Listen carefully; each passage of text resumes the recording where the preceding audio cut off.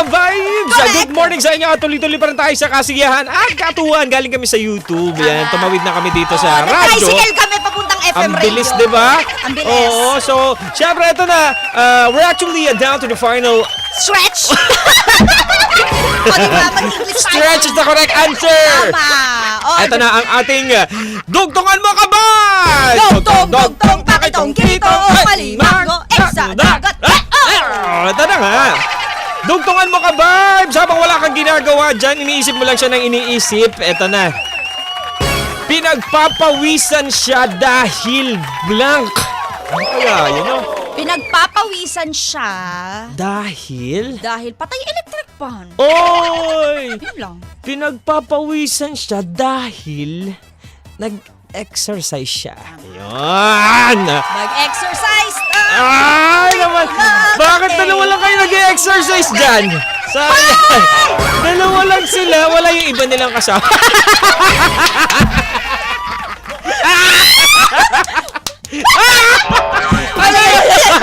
Nag-exercise sila. Oo, mag-exercise Kahit tayo. umaga. Di ba masarap pa naman mag-exercise? Saan ba tayo? masarap mag-exercise? Sa gabi, sa umaga? Umaga tayo. Umaga talaga na.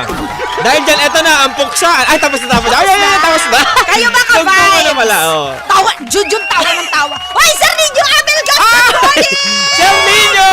Ayan! Sabi niya, ito si Sir Ninyo mahilig sa ganitong sagot eh. Pinagpapawisan siya dahil masarap magsalaba. Ay, oo naman Mahilig talaga. mo sa laba, diba higupin mo Oo. sa umaga. Lalo yung mga ayaw naman magkape. Oo, Sige, pinagpapawisan ilusot siya. natin to. Hindi, pero pwede din. Ayun talaga, sa labat. Gaganda pa yung boses mo, baby. Totoo, baby. Yeah. Baby. Di ba? Pinagpapawisan siya, sabi ni Maria Salome, Generalaw. Generalaw? Is the correct answer. So, pinagpapawisan siya dahil jogging siya! Nagja-jogging! Kaya pinagpapawisan! Tuwing umaga! Pinagpapawisan! Oh, pinagpapawisan siya dahil performer siya. Sabi ni I.M. Kaloypon. Ay! Sige. Pinagpapawisan siya dahil nakita niya ang crush niya. Ay! Si Sari, oh! Dahil nakita niya yung crush Nakita niya. niya si DJ Sargent!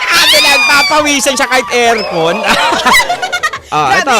iba naman kasi yung kulabot nung ng bang si DJ Sargent. Anong kulangot? Ay, kilabot! Ah. Hindi kulangot. Ayan. Tawi po sa lahat ng mga.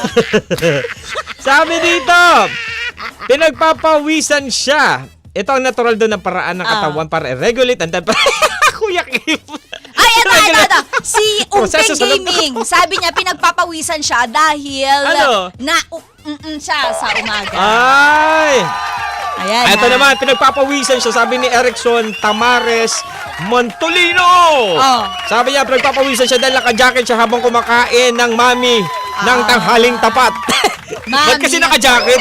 Oo. Kumakain siya ng mami. Mami, yung yung pares. Yes, so Oh, diba? kaya siya pinagpapawisan kasi Oh, yung mami baby. masarap. Yeah. Ito, Jeff Teds Oliveros, magandang umaga sa iyo.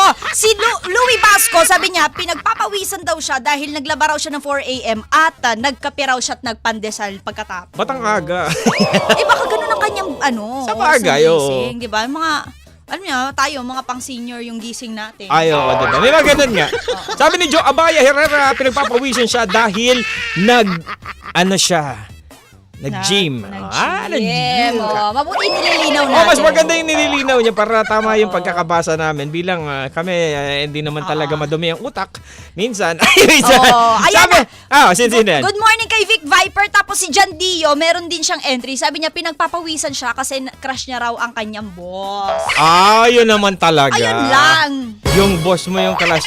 Pinagpapawisan siya, sabi ni Bernard Anglo, pinagpapawisan siya dahil napahiya siya sa public place. Nangyari kasi sa akin yan, Mama Mia, Joko Loco. Ano kaya yun?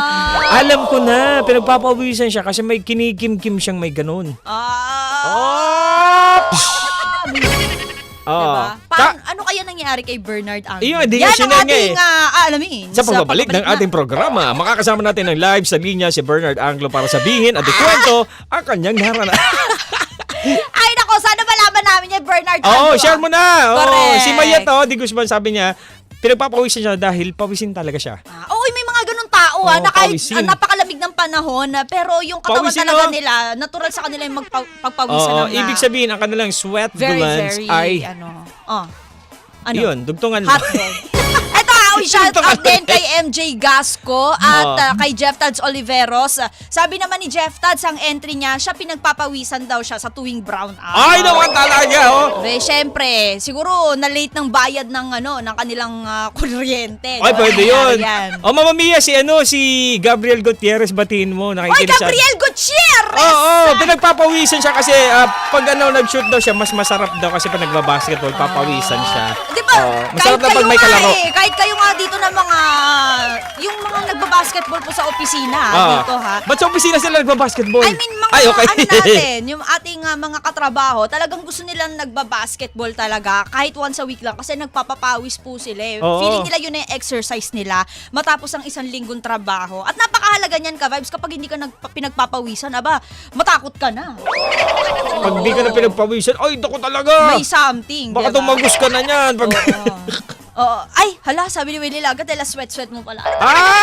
Sweat naman pala. Sweat ka din. Oo, sweat glands ka rin.